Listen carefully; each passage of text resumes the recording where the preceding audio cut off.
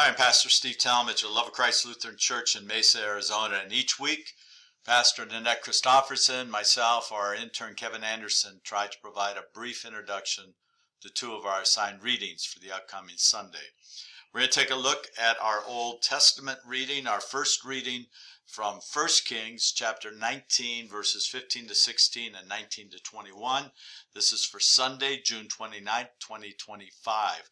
We're going to do a little background. With these Old Testament books, it's helpful to do a little review so we get context, we get a little better understanding of what has happened in the little reading that we have for today, leading up to the reading for today. First, from the Lutheran Study Bible, every historian writes from a distinct viewpoint. This perspective guides the historian in selecting materials to include in an account and in identifying the significance of the story. Modern biblical scholars believe the long story of the people of Israel in the Promised Land is written from the perspective of the book of Deuteronomy, as seen in Joshua, Judges, and 1st and 2nd Samuel. So reading Deuteronomy and those other books right after will be helpful background to understand what's happening here in Kings. That collection of books and that perspective is often by scholars called Deuteronomistic history. And remember, Deuteronomy is the second giving of the law after the people had failed and rejected it. So what's the story? We got to have a sense of the history of Israel. History tells the story of kingdom and monarchy. After Moses leads the people to the wilderness, Joshua is appointed to lead the people of Israel into the Promised Land. And remember, they were in the wilderness for 40 years. There had to be a whole evolution of new generation of believers and followers of Yahweh to go in. And they settle into Canaan, and you have then the desire, pretty shortly after the period of Judges, for a king. And you get the whole story of the first prophet Samuel and the battle with the leaders of the tribes saying they want a king, they want to be like everyone else. So we go into this history of Israel with the story of kingdom and monarchy. First king is Saul, second is David, then we have Solomon. When Solomon dies, the monarchy is divided.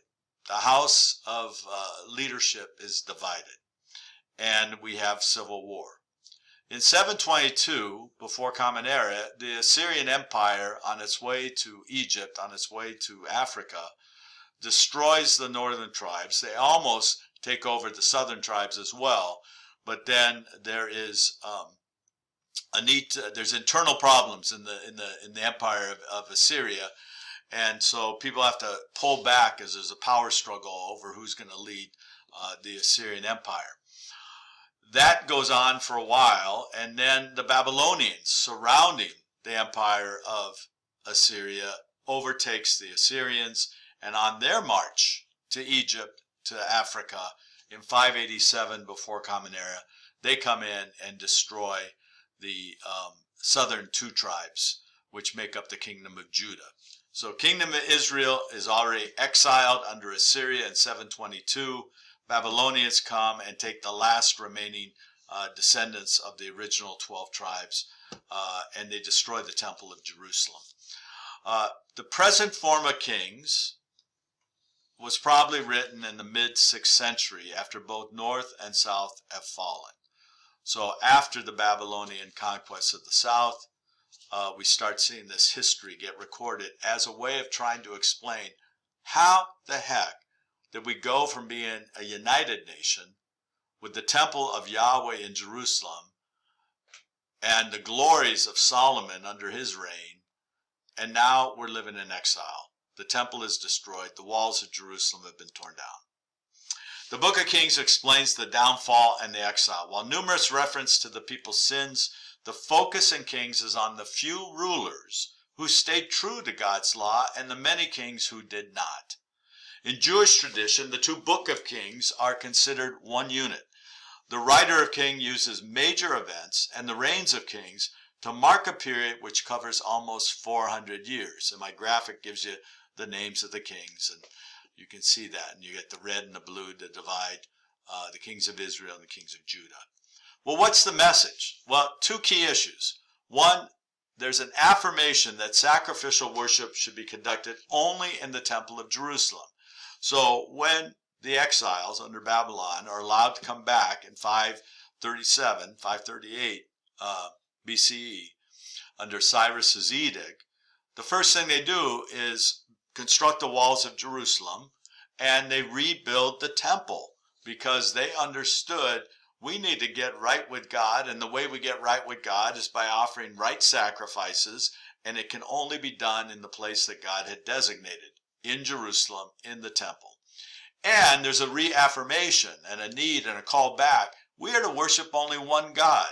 We know under Solomon there were so many foreign brides who brought with them their foreign religions. There was a tolerance of idolatry. There were other worship centers being erected to Baal and other false gods. And then under the Civil War, you had the northern tribes under Jeroboam and his successors saying, we don't need to go back to Jerusalem. We can worship at Samaria. We can worship at Bethel or Dan in the northern territory, and God will accept our worship there. So we have these two key. Where do we sacrifice, and who do we worship? John Maxwell, a contemporary leadership speaker and writer, a pastor, says everything rises and falls with leadership. And the Book of Kings, 1st and 2nd Kings, show that over and over again. The stories of the kings are windows into the responsibilities and consequences that rest in either faithful or faithless leaders. And as we live in Mesa, Arizona, or wherever you're watching this, we are living in a crazy, challenging time around the issue of leadership in our country and around the globe. And we see tension, we see fractions, we see division, we see people crying out for good, healthy, faithful leadership that doesn't abuse power or isolate and insulate from the needs of all people. There's a thread of the promise God makes to David's line to continue, which provides a message of hope in and through and after the exile. This is a link as you read the Old Testament, as you read the Bible. God's going to be faithful even when God's people are faithless. Context: Solomon dies, 1 Kings 11. Then 1 Kings 12, the northern tribes secede because Solomon's son refused to listen to Solomon's advisors saying, hey, you need to reduce taxes, you need to let up on the forced labor that Solomon had imposed with his grand building programs. But Rehoboam says, nope, I'm going to increase taxes and I am going to double down on using slave labor to continue to lift up my father's name as well as my own name.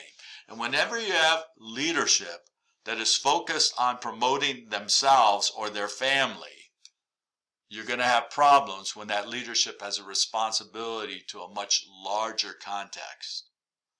Jeroboam, one of the leaders in Solomon's court, becomes king of the northern 10 tribes. And so he establishes Shechem as the capital and the places of worship to keep people from taking pilgrimages to the temple in Jerusalem, where they might be arrested, imprisoned, or killed, or they may be swayed to move back into that territory. Bethel and Dan become sanctuaries for worship, including golden calves. Where have we heard that before? Remember Aaron and Miriam, Moses' brother and sister, and appeasing the groaning and grumbling of the people in the wilderness while Moses was up on Mount Sinai awaiting the tablets, like the 10 Commandments? Well, this is portrayed as not pleasing to God. And I think in our day, in our common life, what might be our golden calves? What are the things that we're bowing down to that are not God, that are not the Creator, that are not our Savior? It's all around us, and we're chasing after human leaders, we're chasing after material comfort, we're chasing after insulating and separating ourselves from others who we think are less than, unworthy, or unacceptable. And we're missing that whole Genesis 12, blessed to be a blessing to the world. Context. Jeroboam refuses to turn away from his evil ways and leading people to worship idols away from Jerusalem. A familiar phrase as you read the book of Kings. After each king you hear he did what was right in the eyes of the Lord. He did what was evil in the sight of the Lord. 1 Kings 16:29 to 22:40 is the section that includes our little reading. It's a very brief reading for Sunday. We get the story of the prophet Elijah. We get the story of the wicked king Ahab and his more wicked wife, Queen Jezebel, who is a devotee of the religion of Baal. And she had a training camp, a seminary that had over 500 priests devoted to worshiping Baal, a fertility god. Excuse me, a fertility god. And then we have the calling of Elisha, Elijah's successor. So, read, I think if you have a moment, read 16 up at least through our reading, maybe even to 22, and you get why we're in 19 with Elijah in a horrible state. He has just accomplished a complete, unbelievable witness to the faithfulness of God. He challenged 500 Baal priests to call down their God to accept a bull broken up into pieces on an altar as a sacrifice, and nothing happened. They danced and they prayed and nothing happened. Then he ordered people to pour water onto the logs, onto the wood, and then he prayed and God consumed the whole sacrifice, and then he killed all 500 Baal priests. Jezebel was infuriated and put a price on his head. And so now we find Elisha fleeing for his life to Mount Horeb. He's depressed, he's persecuted, and he's like ready to die. He thinks that after this tremendous witness of God's faithfulness and who God is, the people would come around and challenge their queen, challenge their king. But oh no, they just get in line. And Elijah is perceived as a threat.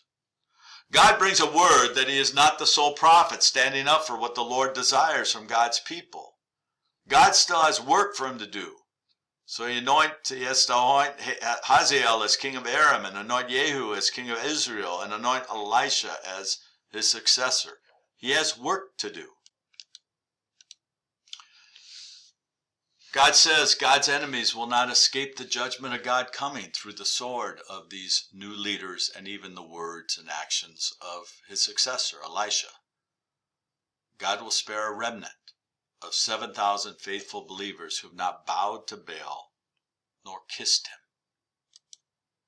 So he set out from there and found Elisha, son of Shaphat, who was plowing there.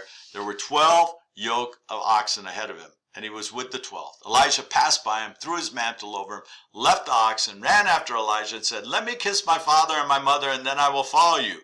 Then Elijah said to him, "Go back again, for what have I done to you?" He's insulted that he's not willing to accept the mantle right away. He returned from following him, took the yoke of oxen, slaughtered them. Using the equipment from the oxen, he boiled their flesh and gave it to the people, and they ate.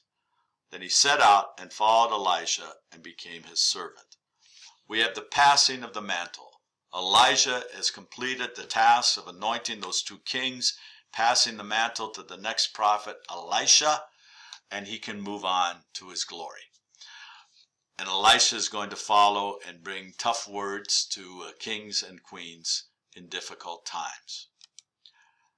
From this ancient story to present day, people continue to leave that which they know and can count on, to follow the call of God. I ask and invite you to ponder this week, what have you had to give up to follow the call God has placed on your life? Read through Kings, read through this section of Kings, and get a glimpse of what God's faithful people have done when the odds were against them, the numbers were against them, the power people were against them. God will be faithful, and there will always be a remnant. God bless.